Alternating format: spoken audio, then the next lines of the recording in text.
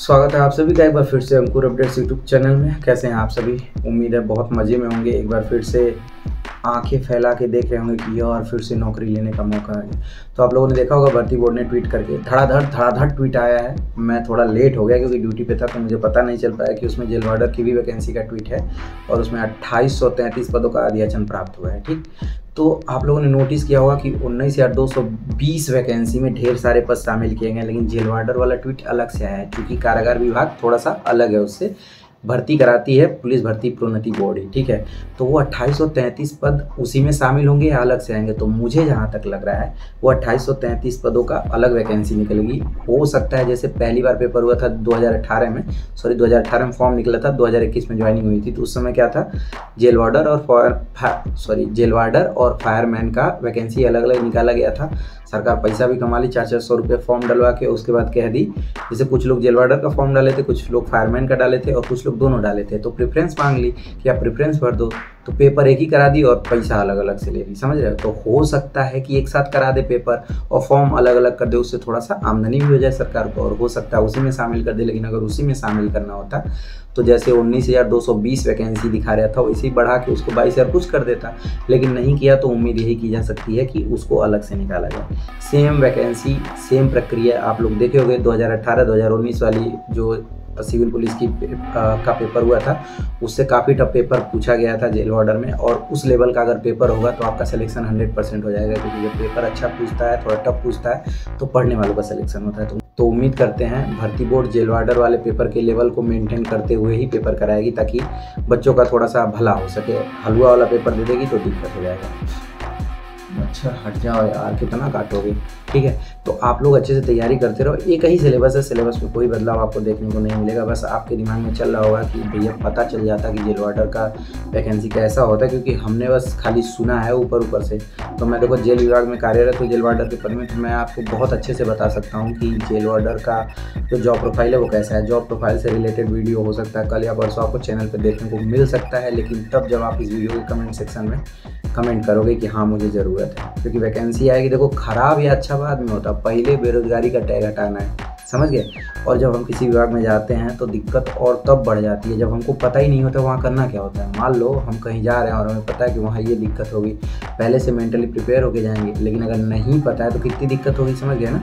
तो इसीलिए आपके दिक्कतों को दूर करने के लिए ये वीडियो जो जॉब प्रोफाइल वाला है वो बन जाएगा। आप लोगों ने यूपी पुलिस का जो सिविल का जॉब प्रोफाइल है उस वाले वीडियो को इतना प्यार दिया कि मतलब यूट्यूब पे इतिहास ही रख दिया। लगभग 4 लाख के आसपास उस वीडियो को देखा गया है। तो मुझे उम्मीद है कि इस 2833 पदों के लिए भी आप लोग इस वीडियो को ऐसा ही प्यार दोगे। बाकी टेंशन वाली बात नहीं है, एकदम वही नॉर्मल प्रक्रिया, वैसे ही हाइट, वैसे ही चेस्ट, उतनी ही लंबाई जैसे सिविल पुलिस में होता है। बस दोनों में अंतर ये हो जाएगा कि इसमें भोजन भत्ता नहीं मिलता, वो भी आने वाले कुछ दिनों में मिल जाएगा। ठीक है, तो आप आराम से तैयारी करो। एक ही वैकेंसी निकलती है या फिर अलग अलग तरीके से फॉर्म भराया जाता है, प्रेफरेंस चुना जाता है, ये सारी चीज़ें आप छोड़ दो, क्योंकि जब तक नोटिफिकेशन नहीं आएगा तब तक क्लियर नहीं होगा। अभी तो भर्ती बोर्ड ने सिर्फ टीजर दिखाया है, अभी प्रोमो भी नहीं आया है। प्रोमो आएगा, नोटिफिकेशन जारी होगा, उसके बाद चीज़ें क्लियर हो जाएंगी। लेकिन इसमें फ़ायदा आपको उठाना है, जो ये 1-1.5 महीना एक्स्ट्रा आपको मिल रहा है, उसमें आप लोगों से आगे निकल सकते हैं। इतना ध्यान रखिएगा, खुद को कंपेयर फ्रेशर से मत करिएगा, क्योंकि अब आप थोड़ा सा पुराने हो चुके हो ना। जैसे पेपर से बाहर हो गए, सिलेक्शन नहीं हुआ, क्यों नहीं हुआ, बस आपको उस पर वर्क करना है। मजबूत को और मजबूत और कमज़ोर को थोड़ा मजबूत बनाना है। ठीक है, मैथ के पीछे दीवानगी नहीं दिखानी है, क्योंकि आप लोगों ने देखा पिछली बार मैथ कितना पूछा था, समझ गए बात को। तो जो मजबूत हो उसको और मजबूत करो, एक एक टॉपिक को मजबूत करो। अगर मान लो रीजनिंग का मुझे एक पर्टिकुलर जो टॉपिक है वो नहीं याद है या फिर नहीं आ रहा है, तो मैं उसको रट्टा मार लूँगा भाई, लेकिन सिलेक्शन ज़रूर लूँगा।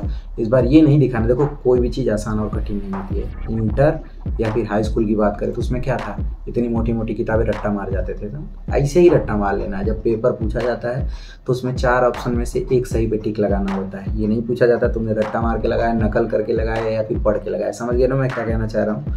तो उसी तरीके से पढ़ो। और हाँ, आश्रित मत होना, ना ही ऑनलाइन पे ना ही ऑफलाइन पे। ऑनलाइन भी पढ़ो, जैसे मान लो हम टीचर हैं अगर और हम आपको पढ़ा रहे हैं, तो मैं अपने दिमाग से क्वेश्चन आपको बताऊंगा कि हो सकता है ये इंपॉर्टेंट हो, लेकिन मान लो उसके जगह पे कोई और क्वेश्चन पूछ दे तो समझ गए मैं क्या कहना चाह रहा हूँ। अगर आपके पास पैसे नहीं है, ग्रुप बनाओ, थोड़े थोड़े चंदे लगा के कुछ बुक खरीद लो, और थोड़े अच्छे लेवल के बुक खरीदना, सस्तावा टाइप का नहीं, मतलब जो पुराने पब्लिकेशन है। जब अच्छी वैकेंसी होती है, पेपर कठिन आते हैं ना, पुराने पब्लिकेशन से पूछे जाते हैं, तो इस चीज़ का ध्यान रखना, चुटपुजिया पब्लिकेशन से नहीं लेना है, समझ गए ना। तो अगर ऐसा गलती नहीं करोगे तो इस बार देखना 100% एक नौकरी तो मिल ही जानी है यार। तूफान भरी नौकरी आ रही है, सिविल पुलिस, UPSSF, पुलिसवार, जेल वार्डर, PAC, अब क्या ही लोग बताओ।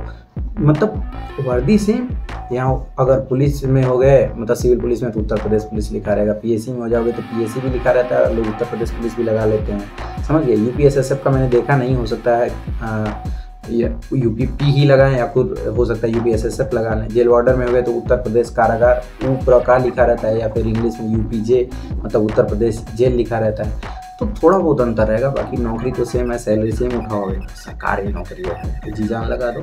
थोड़ा सा घर से दूर हो जाओ, थोड़ा सा उन लोगों से दूर हो जाओ जो लोग पैर खींचने वाले हैं, क्योंकि थोड़ा खड़े हो जाओ तब तो कोई खींचेगा, तो समझोगे ना। तो बाकी कुछ भी पूछना हो तो आप कमेंट सेक्शन में जाके पूछ सकते हो। मेरा इंस्टाग्राम ID अंकुर अपडेट्स नाम से है, उसको पहले तो 1000 फॉलोअर करो और उसके बाद उसको फॉलो करके मैसेज करो, ठीक।